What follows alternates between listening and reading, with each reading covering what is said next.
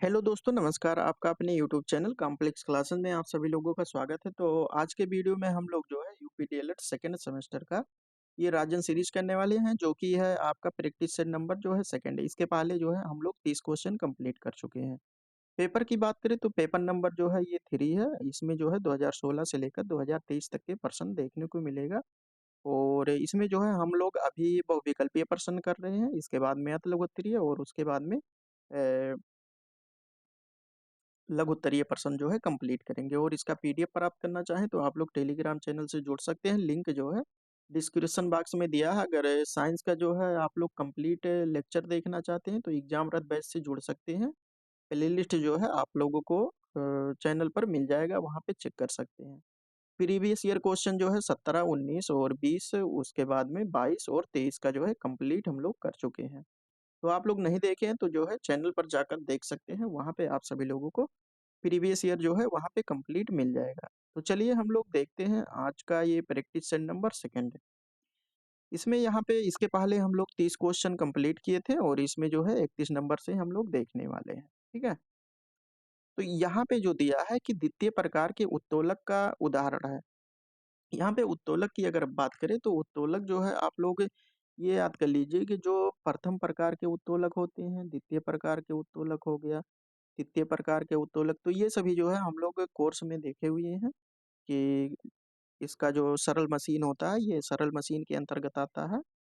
तो इसमें अगर हम बात करें कि फर्स्ट प्रकार के उत्तोलक में जो है जो आलम्ब होता है, आलम्ब आलम्ब ये जो है बीच में होता है। और उसके बाद में सेकंड में बात करें तो यहाँ पे जो भार होता है, लोड, ये जो है आपके बीच में होता है। अगर इसमें तृतीय प्रकार के उत्तोलक की बात करें तो इसमें आयास जो होता है, आयास या इसी को प्रयास कहते हैं, इफोर्ट इसे कहते हैं, इफोर्ट, ये जो है बीच में होता है। ठीक है।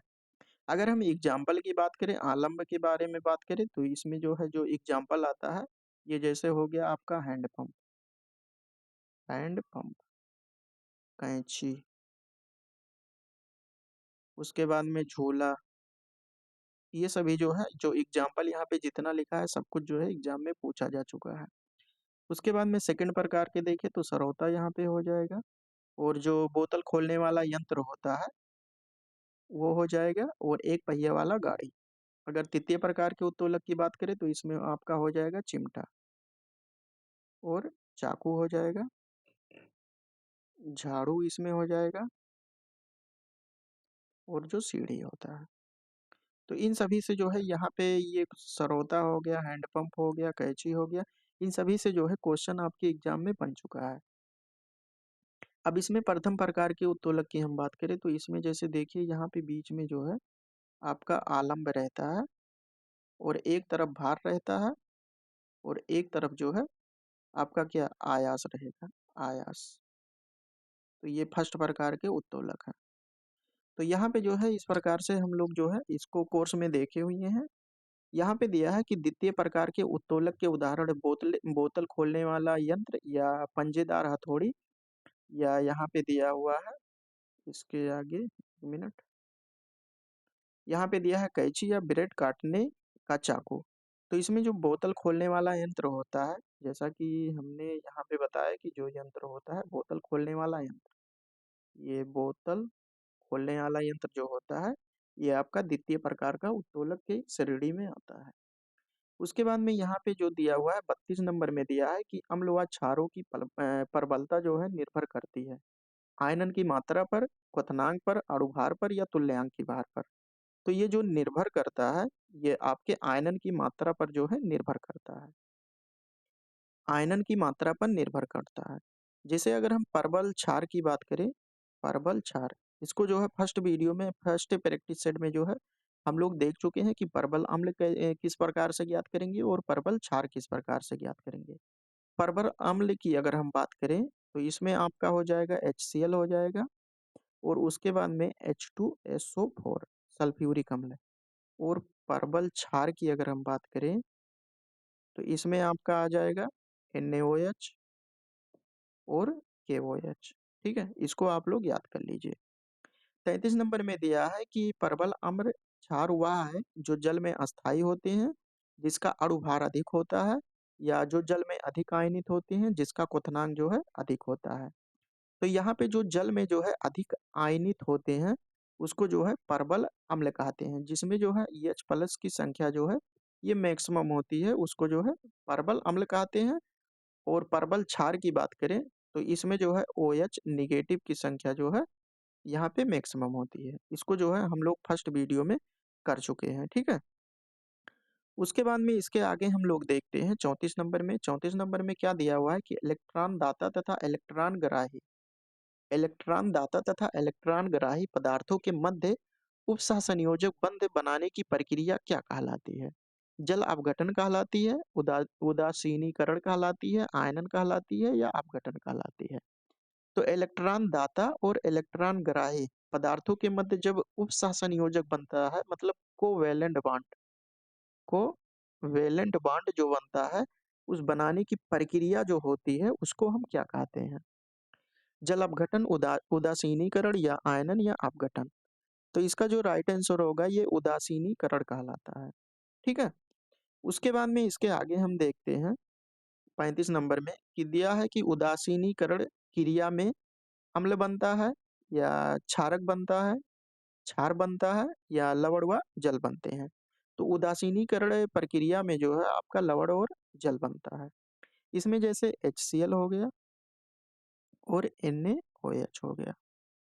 यहाँ पे ये अम्ल हो गया, एसिड हो गया, और ये आपका OH है तो ये बेस हो गया, ठीक है। यानी अम्ल बेस मिलकर क्या बनाएंगे? NaCl बनाएंगे, और उसके बाद में H2O बनाएंगे। NaCl यहाँ पे जल बना, NaCl ये लवण हो गया, और उसके बाद में और ये क्या हुआ? ये जल हो गया, ठीक है।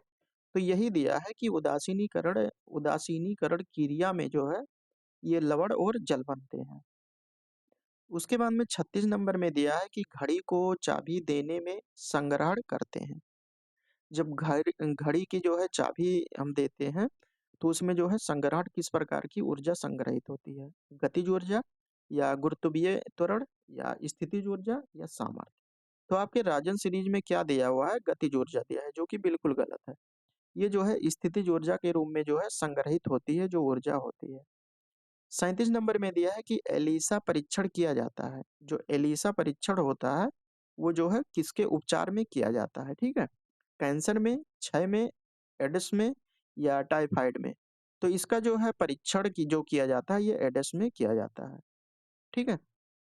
उसके बाद में इसके आगे हम बात करते हैं कि 38 नंबर में दिया है नाइट्रोजन अणु में होता है त्रिक आयनिक बंध होता है। जो नाइट्रोजन होता है इसमें जो कौन सा बॉन्ड होता है? सिंगल बॉन्ड, डबल बॉन्ड, या ट्रिपल बॉन्ड होता है? ये पूछा जा रहा है इस क्वेश्चन में। तो त्रिक बॉन्ड हो गया, एकल सहसंयोजी बॉन्ड, या द्विक सहसंयोजी बॉन्ड, या चौथा दिया है त्रिक सहसंयोजी बंध। तो इसमें क्या होगा? इसमें आपका होगा त्रिक सहसंयोजी बंध होगा, ठीक है। उसके बाद में हम बात करते हैं 39 नंबर की। 39 नंबर में क्या दिया हुआ है कि यहाँ पे किसी तत्व का परमाणु क्रमांक दिया है तथा द्रव्यमान संख्या दिया है। यानी परमाणु क्रमांक की बात करें तो आपका जेड का मान दिया हुआ है 15, और उसके बाद में ए का मान दिया है एटॉमिक मास ये 40 दिया हुआ है। अब क्या पूछा जा रहा है कि तत्व के परमाणु में नाभिक में न्यूट्रॉनों की संख्या, यहाँ पे न्यूट्रॉनों की संख्या की बात कर रहा है, ठीक है।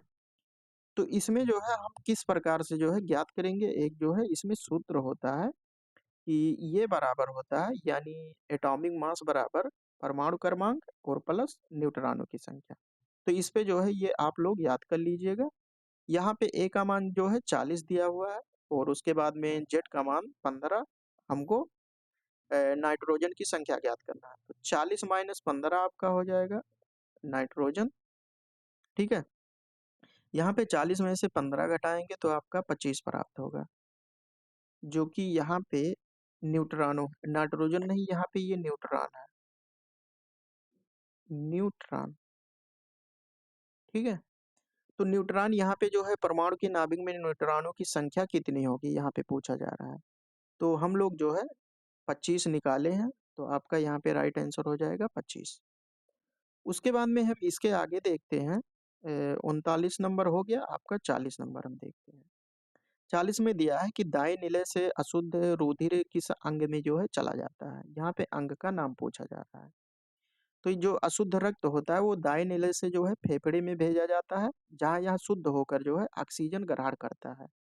तो दाएं निलय से जो है अशुद्ध रक्त जो होता है किस अंग में चला जाता है? फेफड़ा हो गया, हृदय हो गया, त्वचा हो गया, तो यकृत हो गया। तो जैसा कि हमने बताया कि दाएं निलय से जो अशुद्ध रुधिर होता है ये किस अंग में चला जाता है? ये आपके ये फेफड़े में चला जाता है, ठीक है। वहां पे क्या होता है कि शुद्ध होकर ऑक्सीजन ग्रहण करता है। 41 नंबर में दिया है कि निम्नलिखित में से कौन सी मानवकृत मानवकृत आपदा नहीं है, यानी कौन सी इसमें प्राकृतिक आपदा है। अग्निकांड हो गया, बम विस्फोट हो गया, रेल दुर्घटना हो गया। तो यहाँ पे हमको क्या बताना है कि मानवकृत यानी जो मानव के द्वारा नहीं होता है, यानी प्राकृतिक आपदा के अंतर्गत कौन सा आएगा। यहाँ से क्वेश्चन का मतलब है कि प्राकृतिक आपदा कौन सा है, ठीक है। तो आपका जो भूकंप होता है ये मानवकृत नहीं, ये प्राकृतिक आपदा होता है। उसके बाद में इसके आगे हम देखते हैं 42 नंबर। 42 नंबर में दिया है कि निम्नलिखित में से भौतिक परिवर्तन है। दूध से दही का बनना, या गन्ना के रस से सिरका बनना, बल्ब का जलना, या कागज का जलना। तो यहाँ पे जो बल्ब का जलना होता है ये आपका जो है ये भौतिक परिवर्तन के अंतर्गत आएगा, बल्कि यहाँ दूध से जो दही बनता है ये रासायनिक परिवर्तन हो जाएगा। गन्ना के रस को से जो है सिरका का बनना ये जो है आपका रासायनिक परिवर्तन हो जाएगा, और कागज का जलना जो है रासायनिक परिवर्तन हो जाएगा। भौतिक परिवर्तन में क्या होता है, केवल जो है स्टेट चेंज होता है। अगर कोई पदार्थ ठोस में है तो ये जो है आपका द्रव में हो जाएगा, और द्रव में है तो आपका गैस में हो जाएगा। यानी केवल अवस्था चेंज होता है भौतिक परिवर्तन में। उसके बाद में इसके आगे हम बात करते हैं 43 नंबर में दिया हुआ है कि नींबू में पाया जाने वाला जो अम्ल होता है, एसिड होता है, वह कौन सा होता है। सल्फ्यूरिक अम्ल होता है, एसिटिक अम्ल होता है, नाइट्रिक अम्ल होता है, या साइट्रिक अम्ल होता है। तो इसमें जो नींबू में पाए जाने वाला अम्ल होता है उसको जो है साइट्रिक अम्ल कहते हैं, बल्कि ये सल्फ्यूरिक अम्ल, एसिटिक अम्ल हो गया, ये आपके जो है सिरके में पाया जाता है। 44 नंबर की बात करें, विटामिन डी का जो है सबसे सस्ता प्राकृतिक स्रोत होता है। फल होता है, सब्जी होता है, सूर्य की रोशनी, या दूध होता है। तो विटामिन डी जो है आपके ये सूर्य की रोशनी में पाया जाता है। सूर्य की रोशनी यहाँ पे सही हो जाएगा। सूर्य की जो है जो अल्ट्रावायलेट किरणें होती है त्वचा में विटामिन डी का जो है निर्माण करती है। अगर इसके प्राकृतिक स्रोत की बात करें, प्राकृतिक स्रोत, प्राकृतिक स्रोत ये विटामिन डी हो गया। इसके अलावा अगर हम बात करें तो आपका ये दूध हो जाएगा और मछली हो जाएगा। इससे भी जो है विटामिन डी प्राप्त होता है, ठीक है। उसके बाद में यहाँ पे 45 नंबर में दिया है कि सरौता में आलम्ब जो होता है ये किनारे पर होता है, बीच में होता है, किनारे तथा बीच के मध्य होता है, या इनमें से कोई नहीं।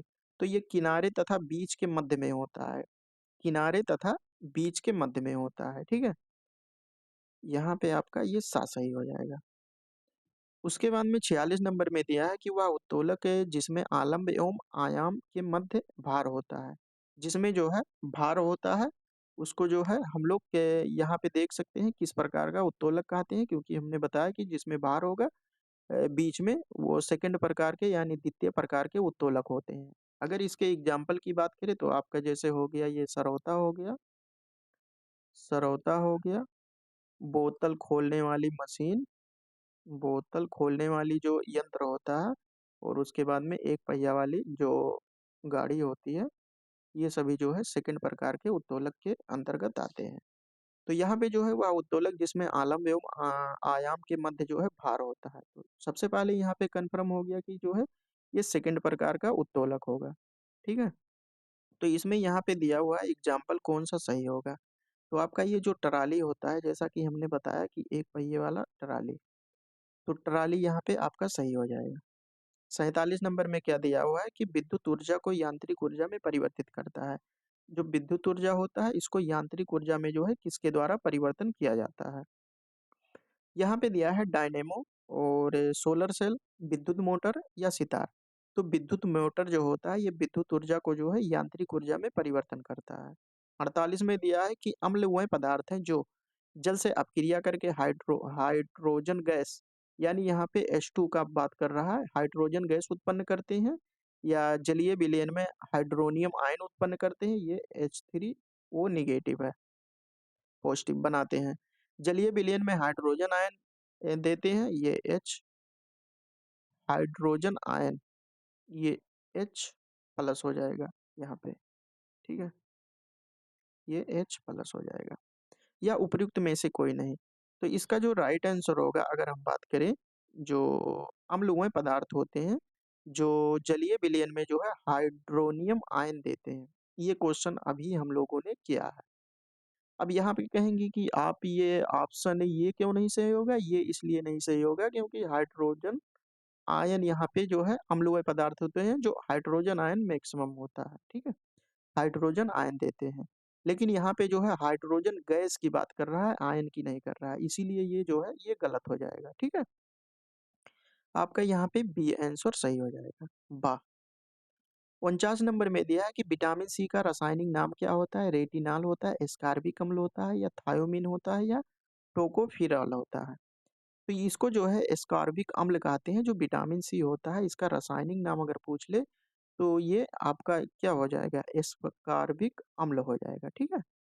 50 नंबर में क्या दिया है कि द्वितीय श्रेणी का उत्तोलक होता है। जो द्वितीय श्रेणी के उत्तोलक की अभी हम लोगों ने बात किया है कि इसमें क्या होता है, द्वितीय श्रेणी के उत्तोलक में जो भार रहता है ये बीच में रहता है। कैंची हो गया, या हैंड पंप हो गया, सरौता हो गया, या चिमटा हो गया। तो इसमें जो है यहाँ पे सरौता जो होता है ये आपका द्वितीय श्रेणी के उत्तोलक के अंतर्गत आता है। 51 नंबर में दिया हुआ है कि चूना पत्थर का रासायनिक नाम, रासायनिक सूत्र क्या होता है। तो Na2CO3, ये जो है क्वेश्चन हम लोग फर्स्ट प्रैक्टिस सेट में फर्स्ट क्वेश्चन ही किए हैं, ठीक है। चूना पत्थर का वहां भी रासायनिक नाम पूछा था, तो ये रिपीटेड क्वेश्चन है। Na2CO3 होगा, ये CaOH आप बोल ट्वाइस CaO या CaCO3। तो इसका जो राइट आंसर होगा CaCO3 होगा, और इसका प्रयोग जो है इसमें किया जाता है, चूना पत्थर जो है उसमें किया जाता है। और 52 नंबर की हम बात करें तो सोलर सेल में जो है मुख्य रूप से ऊर्जा का रूपांतरण होता है।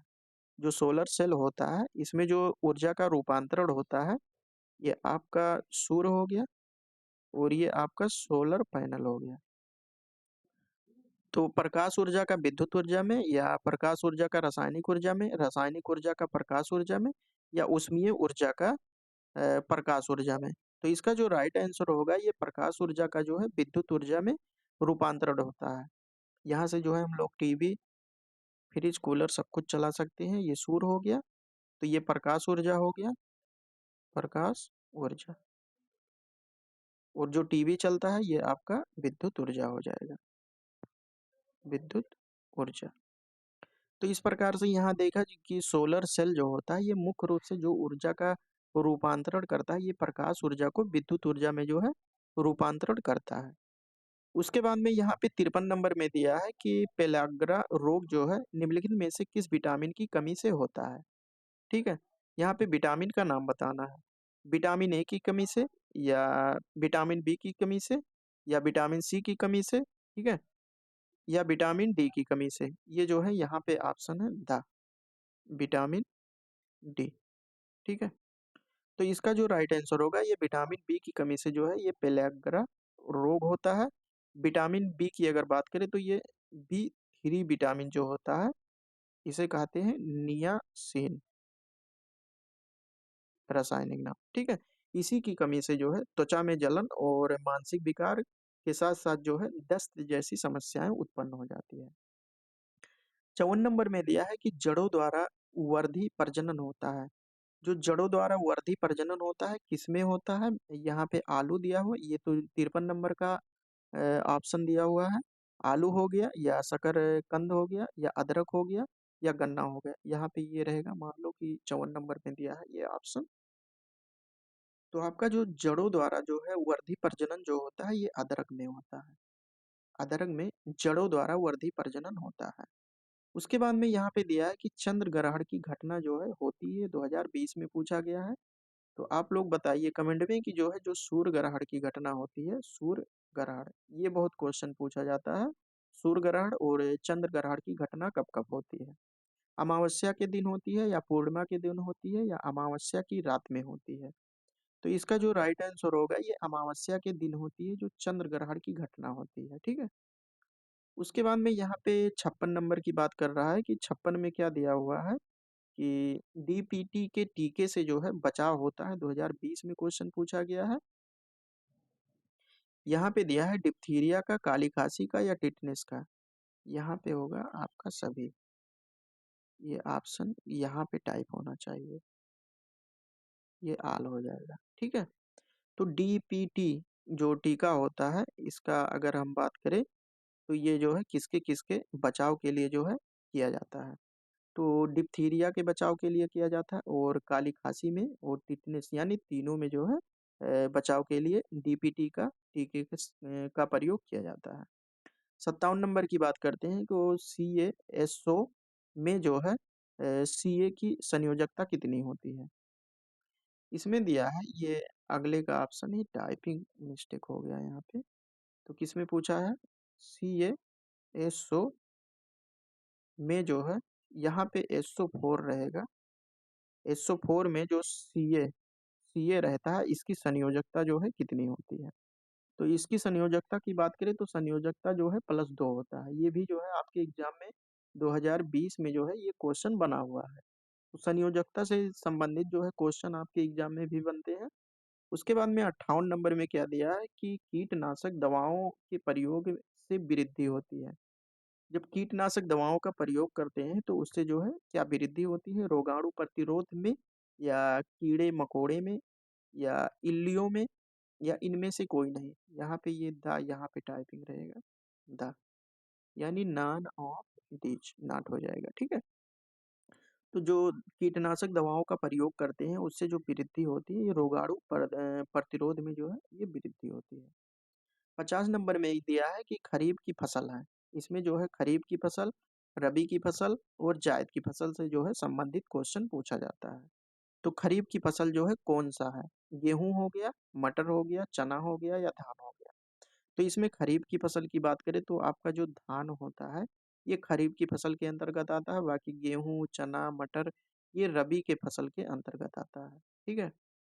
उसके बाद में 60 नंबर में दिया है कि इनमें से कौन सूचक इंडिकेटर नहीं है, यानी जिससे जो है अम्ल क्षार का जो परीक्षण करते हैं, इंडिकेटर मतलब सूचक नहीं है। लाल लिटमस हो गया, या फिनाफ्थलीन हो गया, मिथाइल ऑरेंज हो गया, या एंटासिड। तो यहाँ पे जो एंटासिड होता है ये आपका ये सूचक नहीं होता है। ये आपका मिथाइल ऑरेंज हो गया और फिनाफ्थलीन हो गया, लाल लिटमस हो गया, ये सभी जो है इसके द्वारा जो है अम्ल और क्षार का जो है परीक्षण किया जा सकता है। अगर हम यहाँ पे अगर हम बात करें इसका ऑप्शन तो एंटासिड हो जाएगा। अगर इसकी हम बात करें तो एंटासिड क्या होता है? तो एंटासिड जो है एक दवा होता है जो पेट की जो है अम्लता को जो है कम करने के लिए उपयोग किया जाता है। जबकि जो लाल लिटमस, मिथाइल ऑरेंज और फिनाफ्थलीन देखे हमने, ये सभी जो है ये सूचक होते हैं। इनके द्वारा जो है अम्ल और क्षार का जो है परीक्षण किया जाता है। ठीक है। तो इस प्रकार से हम लोगों ने जो है यहाँ पे प्रैक्टिस सेट सेकंड में 60 क्वेश्चन कंप्लीट कर चुके हैं। इसके आगे हम लोग जो है 61 नंबर से देखेंगे। यहाँ पे आपका ये क्वेश्चन का ये आंसर की हो गया। सबका जो है 31 से लेकर 60 तक आपको इसमें पीडीएफ में जो है मिलेगा कि कौन सा सही है। तो चलिए इसके आगे जो है हम लोग प्रैक्टिस सेट नंबर थर्ड में जो है इसके आगे करेंगे, और इसका पीडीएफ प्राप्त करना चाहें तो आप लोग टेलीग्राम चैनल ज्वाइन कर सकते हैं। वहाँ पे जो है लिंक दिया हुआ है डिस्क्रिप्शन बॉक्स में, वहाँ से जाके डाउनलोड कर सकते हैं। और अदर राजन सीरीज को पढ़ना चाहते हैं तो जो है चैनल पर जाकर वहाँ पे चेक कर सकते हैं प्ले लिस्ट। सब कुछ जो है वहाँ पे कंप्लीट हो गया है। ठीक है। सोशल मीडिया से जुड़ना चाहें तो आप लोग जुड़ सकते हैं हमसे। वीडियो अगर पसंद आया हो तो लाइक कर सकते हैं, शेयर कर सकते हैं। और अभी तक जो लोग चैनल को सब्सक्राइब नहीं किए हैं सब्सक्राइब कर सकते हैं। तो चलिए दोस्तों इसके आगे हम लोग जो है प्रैक्टिस सेट थर्ड हम लोग देखेंगे। 60 क्वेश्चन कंप्लीट हुआ है, उसके बाद में हम लोग 61 नंबर से जो है थर्ड में देखेंगे। तब तक के लिए जय हिंद, जय भारत।